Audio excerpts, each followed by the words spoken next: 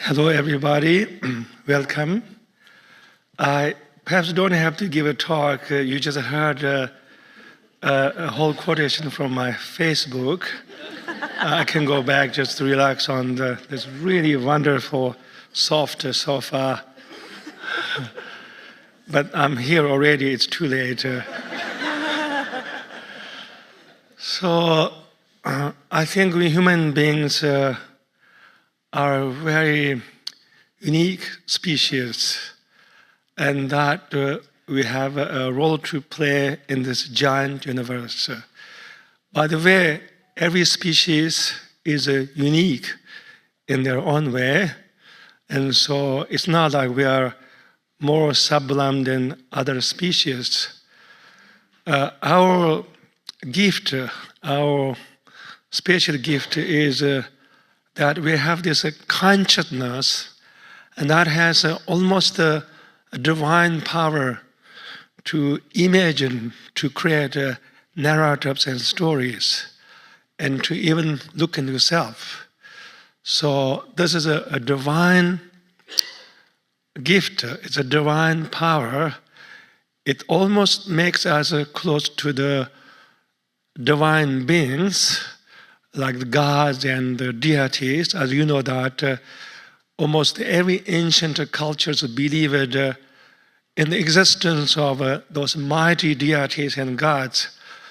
The difference between human beings and the gods in all these cultures that the deities have more power to perform miracles. But I feel that we human beings are performing miracles. And there are lots of miracles that we are performing: music, art, religion, philosophy, and technology, and science, and don't forget cooking. I think it's the best miracle that we performed. And so we are like, in many ways, gods or deities, and especially when you think about that we send people to the moon, and think of the device that you're holding right now in your hand, the cell phone, and this powerful device through which that you can talk to somebody right now who lives in the other side of the world. And not only that, you're able to have access to all kind of information in a single moment. So since the division between the gods or deities and the humanity is actually always shrinking. So this is a good news, but can be also bad news. And so, but this all come from this, our ability to create miracles come from our ability to imagine and to create narratives and stories. So we have to pause and think about how we are going to use this divine gift that we all possess, our ability to imagine. Because if you don't pause, then there's also danger that we will misuse this gift, this divine gift, to the extent that we can actually create not so sacred imaginations. And that can create more division among each other, creates war, violence, as well as also xenophobia. And therefore, we are here together to talk about how we are going to utilize this divine gift in most beneficial way. This is where the conversation on the sacred imagination comes into being. So as a Tibetan Buddhist, I can talk about the sacred imagination from the doctrine of Tibetan Buddhism, especially the ancient tantras, which is all about sacred, because they invite us to see that the fundamental nature of everything is actually sacred.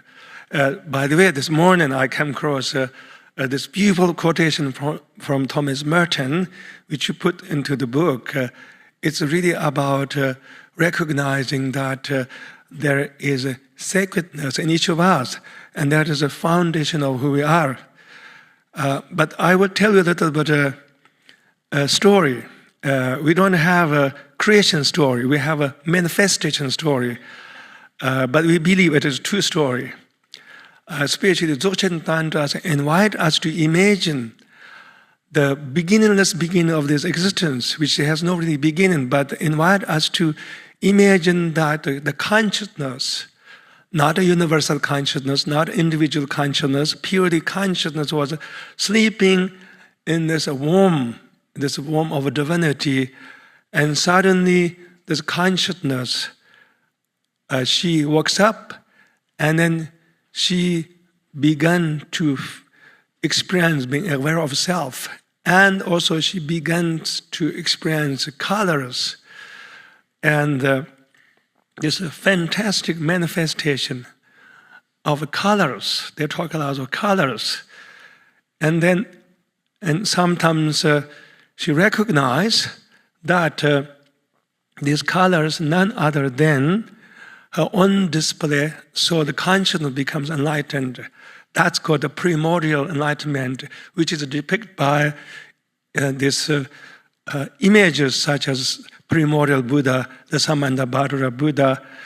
So it tells us that everything comes from something so pure, divine, the consciousness, the divine colors, and so forth. And then the Buddhist Tantras invite us to see and even imagine that this universe, this world is not ordinary realm, rather a mandala, sacred realm. I heard that somebody coined this term Buddhaverse instead of universe, Buddhaverse. So this is a Buddhaverse. We are just hanging around in the Buddhaverse. That's what we are doing.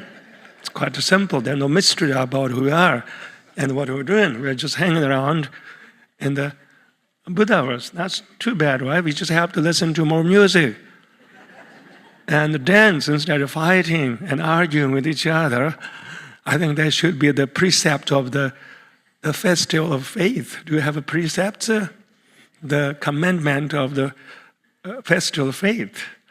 And so it invites us to imagine that our body is not ordinary. Our body is actually the holy temple. There's even sadhana, whole liturgy in Tantric Buddhism, through which that you visualize you yourself as a deity or Ishtan Devata, your body as a holy temple, and then you even visualize everyone as actually deities, like Avalokiteshvara or Aryatara, and then you visualize all sentient beings, including animals, insects, as divine beings, like Tantric Buddhist deities. Such amazing sacred imagination, isn't it? I tell you one story. One time, somebody told me that she doesn't feel very comfortable around her landlord. And I asked her, do you have any kind of real problem with your landlord? She said, not really, but I just doesn't feel comfortable around his or her presence. I told her, maybe try to visualize your landlord as Avalokiteshvara whenever you run into your landlord. She said, all right. A few months after that, she came back. She said, it worked. I have no more problem with my landlord. Maybe sometimes we should try to visualize everybody as deities. Oh, well, that's kind of that complicated because then you have to have affinity with the Tantric Buddhist deities. But maybe you can visualize everybody as stars. How about that?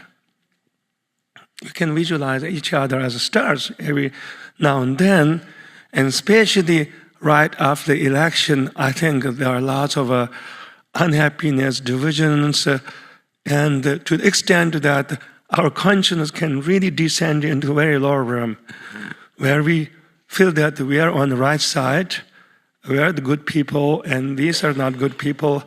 There's no duality between good and bad people. Everyone is actually divine. Everyone is a manifestation of the primordial Buddha. Everyone has Buddha nature. So it is time for us to use this sacred imagination through which that we shall visualize everybody is a star, everybody is a bright star, divine star. So before I go back to my really wonderful sofa, I like to go back there, by the way. I would like to imagine you a beautiful world, future world, hopefully not distant future world. I'm not saying that we should visualize some kind of planetary society, but I would like to invite all of you to imagine someday maybe us, maybe our children, or maybe their children are living in a world where humanity treat each other kindly, humanity see divinity in each of us, and where there's no war, and there's no xenophobia, there's no religious war, and there's no sectarian conflict, and there's no famine, and there's no poverty, where everybody is celebrating this world, this beautiful world, where everyone is empowered, and where we are worshiping one God, and that God is called love. Not a Christian God, not a Buddhist God, but the universal God, which is not even being love. And where everybody spends lots of time dancing, how about that? And singing lots of songs too, why not? Thank you, everybody.